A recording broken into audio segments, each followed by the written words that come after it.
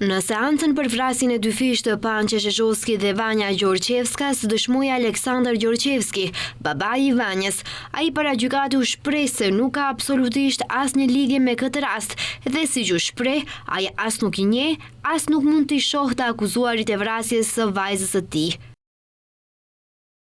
Psiqikisht nuk jam i sigurt sa jam i përgatitur për ta dhënë dëshminë, por ndjej obligim dhe dua të jap këtë dëshmi para se gjithashtu për Vanjën dhe për shkak se gjatë gjithë procesit gjyqësor, edhe këtu në gjykat, janë thënë shumë të pavërteta për ta dhe dua t'i them se babi është ai person i njëjtë të cilin e ka parë fundjavën para 4 dhjetorit dhe që atëherë përfaqësoj një dritë krejtësisht tjetër nga ajo që jam. Ai thotë se mendon që ka dhënë shumë kontribut gjatë hetimeve dhe shtoi se këta të akuzuar në rast se nuk do të kapeshin, nuk do të ndalonin së bëri veprime të ngjashme të planifikuara.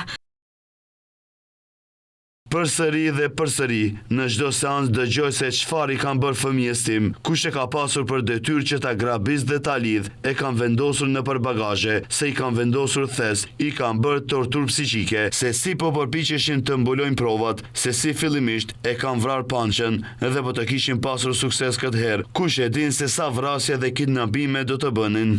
Në pyetjen sa është i varur nga droga, ai pranoi se ka qenë, por tha se është shëruar në një klinikë në Turqi. Pastaj i pyetur se a ka borxhe, e mohoi edhe këtë. Sipas aktakuzës së prokurorisë Lup Çopalevski, Borovidevski, Veli Bormanev dhe Vlatko Keshishov, dyshohet se kanë grabitur dhe vrarë Pançën dhe Vanjan, kurse Aleksandar Gjorçevski dyshohet si ndihmës në grabitjen e vajzës së tij.